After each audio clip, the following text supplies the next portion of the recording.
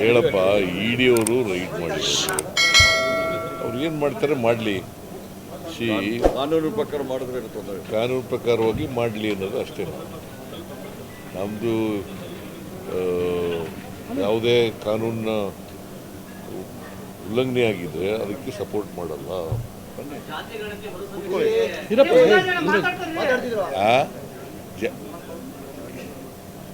ಯಾವುದೇ ಕಾನೂನಿನ ಅನುಷ್ಠಾನದಲ್ಲಿ ಅಡ್ಡಿ ಬರಲ್ಲ, ಅಡ್ಡಿಪಡಿಸಲ್ಲ. ಇನ್ನೇನಾರ ಕೇಳ್ತೀರಿ ನೋಡಪ್ಪ, ಹೈಕಮಾಂಡ್ನವರು ನನಗೆ ಹೇಳಿದ್ದಾರೆ, ಕೆಲವು ಕಂಪ್ಲೇಂಟ್ಗಳು ಬಂದಿದ್ದಾವೆ, ದೂರುಗಳು. ಯಾಕಂತಂದರೆ ಸರ್ವೆ ಆಗಿರೋದು 2015ರಲ್ಲಿ, 15-16ರಲ್ಲಿ 9-10 ವರ್ಷಗಳಾಗ್ಬಿಟ್ಟಿದೆ. ಈ 9-10 ವರ್ಷಗಳಾಗಿರೋದ್ರಿಂದ ಹಳೆಯದಾಗ್ಬಿಟ್ಟಿದೆ. ಅದಕ್ಕೆ ಭಾಳ ಕಡಿಮೆ ಅವಧಿನಲ್ಲಿ ಒಂದು 60-70 ದಿನದಲ್ಲಿ ಸರ್ವೆ ಮಾಡಿ, ಹೊಸ ಸರ್ವೆ ಮಾಡಿ, ಎನ್ಯುಮರೇಷನ್ ಮಾತ್ರ, ನಾಟ್ ಆಲ್, ದ ಎಂಟೈರ್ ರಿಪೋರ್ಟನ್ನು ರಿಜೆಕ್ಟ್ ಮಾಡಲ್ಲ. Principally the report is accepted. Principally report is accepted, but enumeration ಮಾತ್ರ ಮಾಡೋದು. ಯಾರು ಕೈ ಬಿಟ್ಟು ಹೋಗಿದ್ರೆ ಇನ್ನೇನೇನೋ ಇದ್ರೆ ಅದನ್ನು ಅಟೆಂಡ್ ಮಾಡುತ್ತೆ. ನಿಮ್ಮ ರಾಜೀನಾಮೆಗೆ ಒತ್ತಾಯಿಸಿ ನಾಳೆಯಿಂದ ಬಿಜೆಪಿ ಅವರು ರಾಜ್ಯಾದ್ಯಂತ ಪ್ರತಿಭಟನೆ ಮಾಡ್ತಾರೆ ಸರ್. ಅವರು ರಾಜಕೀಯ ಮಾಡೇ ಮಾಡ್ತಾರೆ. ಬಿಜೆಪಿಯವರಿಗೆ ಸುಳ್ಳು ಜನಗಳ ಮುಂದೆ ದಾರಿ ತಪ್ಪಿಸ್ತಕ್ಕಂಥ ಕೆಲಸ ಮಾಡೋದು, ಸುಳ್ಳಿಟ್ಟು ಆಮೇಲೆ ರಾಜೀನಾಮೆ ಕೇಳೋದು. ಈಗ ಕುಂಭಮೇಳದಲ್ಲಿ ಎಷ್ಟು 40-50 ಜನ ಸತ್ತರಲ್ವ, ಆಗ ರಾಜೀನಾಮೆ ಕೇಳಿದ್ರೆ ಇವರು ಕೇಳಿದ್ರೇನ್ರಿ? ಒಂದು ಸೇತುವೆ ಇನಾಗ್ರೇಷನ್ ದಿನನೇ ಬಿದ್ದೋಯ್ತು, ಅಲ್ಲಿ ಸುಮಾರು 140 ಜನ ಸತ್ತರು. ಆಗ ಪ್ರೈಮ್ ಮಿನಿಸ್ಟರ್ ರಾಜೀನಾಮೆ ಕೇಳಿದ್ರೇನಪ್ಪ? ಗೋಧ್ರಾ ಇನ್ಸಿಡೆಂಟ್ನಲ್ಲಿ ಎಷ್ಟು ಜನ ಸತ್ತರು? ಆಗ ಚೀಫ್ ಮಿನಿಸ್ಟರ್ ಆಗಿದ್ದವ್ರು ಯಾರು ಗುಜರಾತ್ನಲ್ಲಿ? ಏನಯ್ಯ ಕೇಳಿದ್ರ?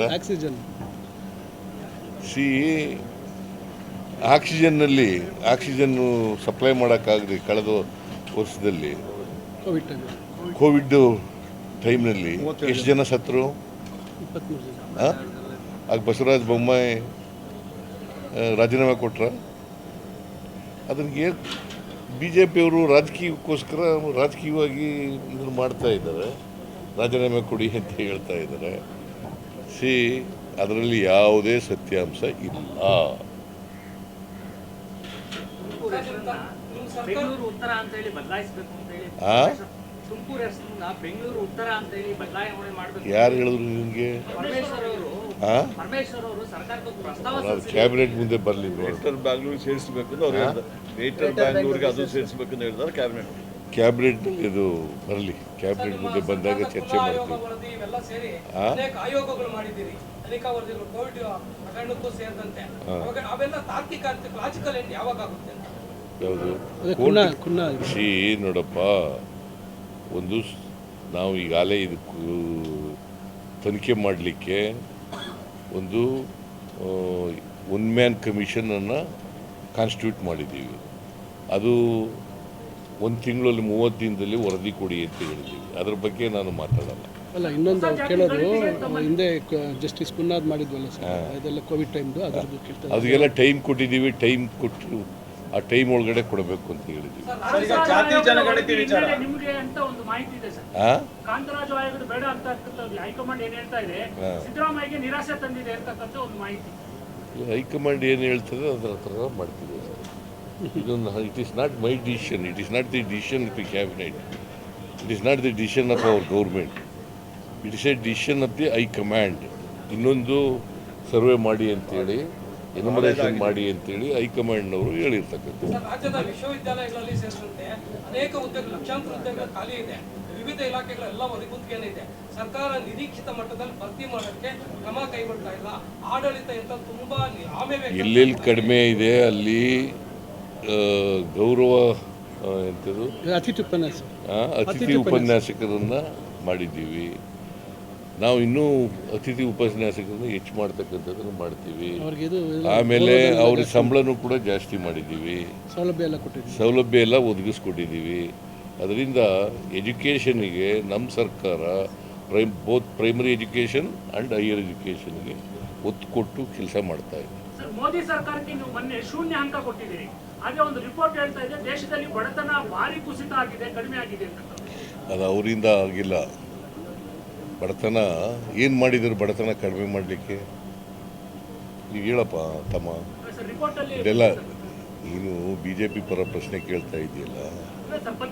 ಅಲ್ಲ, ಪತ್ರಿಕೆಯಲ್ಲಿ ಆಯಿತು ಕೇಳಪ್ಪ. ನೀನು ಈಗ ಇಷ್ಟು ಜನ ಇದ್ದಾರೆ, ನೀನು ಕೇಳ್ತಾ ಇಲ್ಲ, ನೀನು ಒಬ್ಬ ಕೇಳ್ತಾ ಆಯಿತು. ಬಡತನ ಕಡಿಮೆ ಆಗಿದೆ.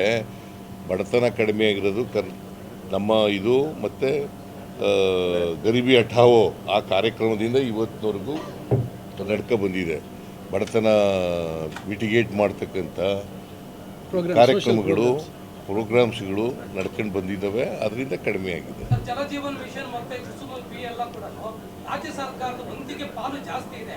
ಆದರೂ ಕೂಡ ಕೇಂದ್ರ ಸರ್ಕಾರ ನನ್ನದೇ ಯೋಜನೆ ಅಂತ ಹೇಳೋ ನೋಡಪ್ಪ, ಇದು 50% ರಾಜ್ಯ ಸರ್ಕಾರ ಕೊಡೋದು, 30% ಮಾತ್ರ ಕೇಂದ್ರ ಸರ್ಕಾರ ಕೊಡೋದು, 20% ಬೆನಿಫಿಷಿಯರೀಸ್ ಕೊಡೋದು ಅಲ್ವಾ? 50% ರಾಜ್ಯ ಸರ್ಕಾರ ಕುಸುಮ್ ಬಿ, 30% ಕೇಂದ್ರ ಸರ್ಕಾರ ಹೊಸ ನಮ್ಮ 20% ಬೆನಿಫಿಷಿಯರಿ. ಅದನ್ನೇ ಹೇಳ್ತೀನಿ. ಅನೇಕ ಈಗ ನಾವು ಮೋರ್ ದೆನ್ 50% ಕೊಡ್ತೀವಿ. ಪ್ರಧಾನಮಂತ್ರಿ ಎಂಥದ್ದು ಜಲಜೀವನ್ ಮಿಷನ್ ನಾವು ಕೊಡ್ತೀವಿ. ಆಮೇಲೆ ಆಸ್ಪತ್ರೆ ಎಂಥದ್ದು ಇದು ನ್ಯಾಷನಲ್ ಹೆಲ್ತ್ ಮಿಷನಲ್ಲಿ ನಾವು ಎಷ್ಟು ಜಾಸ್ತಿ ನಾವ್ಯಾಕೆ ಜಾಸ್ತಿ ಕೊಡ್ತೀವಿ? ಆದರೂ ಪ್ರಧಾನಮಂತ್ರಿ ಆರೋಗ್ಯ ಎಂಥದ್ದು ಯೋಜನೆ ಅಭಿಯಾನ, ಆಯುಷ್ಮಾನ್ ಈ ತರಹ ನೋಡಪ್ಪ, ಅನೇಕ ಸೆಂಟ್ರಲಿ ಸ್ಪಾನ್ಸರ್ಡ್ ಸ್ಕೀಮ್ಗಳಲ್ಲಿ ಪ್ರಧಾನಮಂತ್ರಿಗಳ ಹೆಸರು ಇರ್ತದೆ. ನಾವೇ ಜಾಸ್ತಿ ಕೊಡ್ತೀವಿ ಒಟ್ಟಿಗೆ. ಯಾಕೆ ಮಾಡ್ತೀವಿ ಅಂತಂದರೆ, ಈಗ ಕುಸುಮ ಬಿನಲ್ಲಿ ನಾವೇ ಜಾಸ್ತಿ ಕೊಟ್ಟರು ಕೂಡ ಕೇಂದ್ರ ಸರ್ಕಾರದಿಂದ 30% ಬರ್ತದೆ ಅಂತ ನಾವು ಒಪ್ಕೋತೀವಿ ಅಷ್ಟೇ.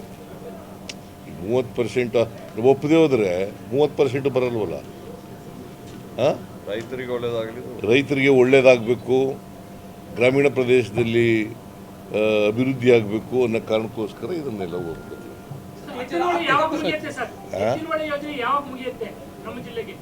ಅದು ಎಕ್ಸಾಕ್ಟಾಗಿ ಹೇಳೋಕ್ಕಾಗಲ್ಲ.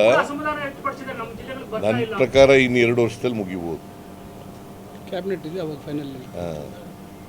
2 ವರ್ಷದಲ್ಲಿ ನಾನು ಒಂದು ಮೀಟಿಂಗ್ ಕರೆದಿದ್ದೀನಿ ಎತ್ತಿನಹೊಳೆ ಬಗ್ಗೆ. ಈ ಭಾಗದ ಚಿಕ್ಕಬಳ್ಳಾಪುರ, ಕೋಲಾರ ಜಿಲ್ಲಾ ಮಂತ್ರಿಗಳು, MLAಗಳು, ಆಮೇಲೆ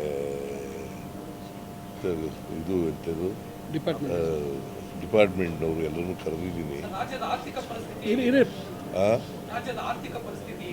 ಚೆನ್ನಾಗಿದೆ.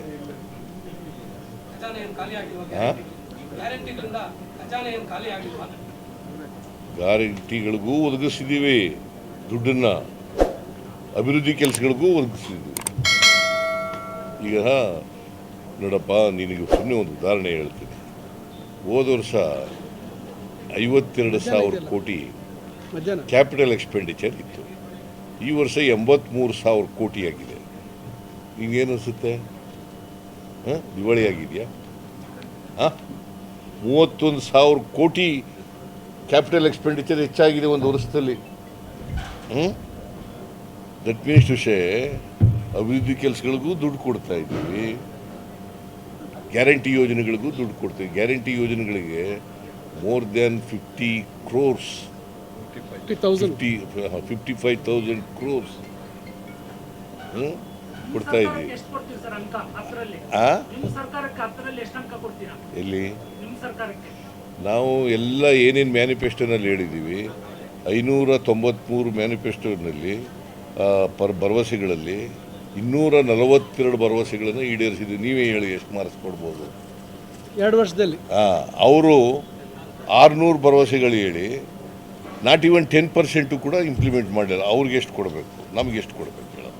ಲೇಟೆಸ್ಟ್ ಹಾಗೂ ಇಂಟ್ರೆಸ್ಟಿಂಗ್ ಸುದ್ದಿಗಳಿಗಾಗಿ ಬಾಸ್ ಟಿವಿ ಕನ್ನಡ ಚಾನೆಲ್ನ ಸಬ್ಸ್ಕ್ರೈಬ್ ಮಾಡಿ. ಹಾಗೆಯೇ ಬೆಲ್ ಐಕಾನ್ ಪ್ರೆಸ್ ಮಾಡಿ. ಇದರ ಜೊತೆಗೆ ಫೇಸ್ಬುಕ್, ಇನ್ಸ್ಟಾಗ್ರಾಮ್, ಎಕ್ಸ್ನಲ್ಲೂ ಮಿಸ್ ಮಾಡದೆ ಫಾಲೋ ಮಾಡಿ.